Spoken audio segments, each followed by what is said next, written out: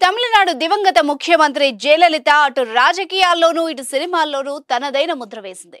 తమిళనాడు ముఖ్యమంత్రిగా పనిచేసిన ఈమెకు లెక్కకు మించి ఆస్తులున్నాయన్న విషయం అందరికీ తెలిసిందే. ఆమె మరణించిన సమయంలో ఎన్నో ఆస్తుల వివరాలు, బ్యాంక్ బ్యాలెన్స్ గురించి చర్చకొచ్చింది.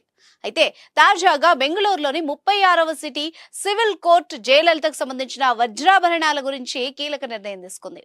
అన్ని రకాల చర్మ సమస్యలకు శాశ్వత పరిష్కారం ఈ శ్రీత 9281458181. జయలలితకు చెందిన 27 కిలోల బంగారం వజ్రాభరణాలను ఈ ఏడాది మార్చి 6-7 తేదీల్లో రాష్ట్ర హోంశాఖ కార్యదర్శికి అప్పగిస్తామని బెంగళూరులోని 36వ సిటీ సివిల్ కోర్టు సోమవారం ప్రకటించింది.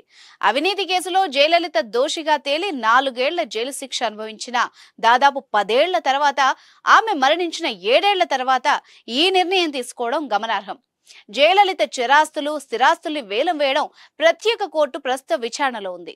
ఆభరణాలను వేలం వేసిన తర్వాత కోర్టు ఆమె స్థిరాస్తుల్ని వేలానికి తీసుకురానుంది.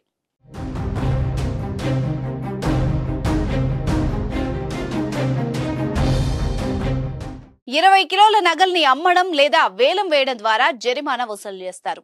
7 కిలోల నగలు ఆమె తల్లి నుంచి వారసత్వంగా రావడం వల్ల వేలానికి మినహాయింపిస్తారు." జయలలితకు ఖాతా ఉన్న ఇన్ఫిన్ హోమ్స్ లిమిటెడ్ సోమవారం బెంగళూరులోని ప్రత్యేక కోర్టుకు దాదాపు 60 లక్షల్ని అందజేసింది.